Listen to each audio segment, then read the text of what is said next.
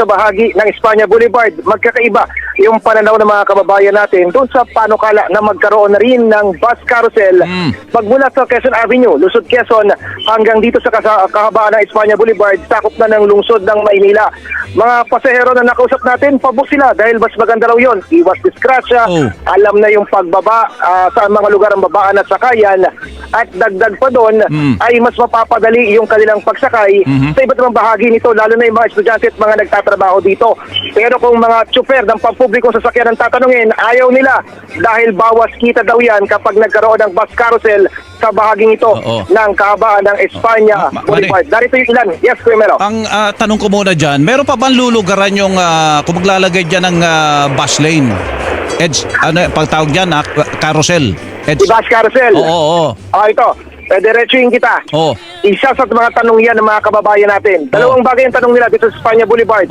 Kakayanin ba ng mga bagong bus na yan ng bus carousel yung bahain na sitwasyon? Hindi, tsaka dahil yung madalas binabaha dito. At pangalawa, makitid dyan eh. Pangalawa, karaniwan na nasa 3 linya na lamang ang nadadaanan ng mga sasakyan sa magkabilang direksyon dahil yung pang-apat ay nakalaan para sa motorsiklo at mga nagbibisikleta. Narito yung ilan sa mga nakausap natin ng mga kababayan natin ngayong umaga.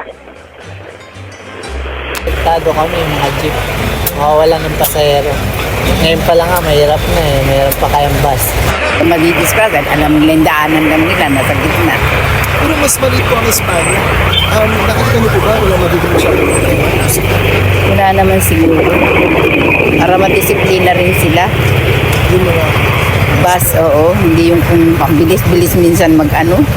Bigla na lang, bigla na lang hihinto, bigla na lang Maganda rin naman siguro yung ganun. Dito, bahain eh. Dito. wala nakita niyo problema. Kasi dati ito, dumal ako hanggang baywang tubig dito eh.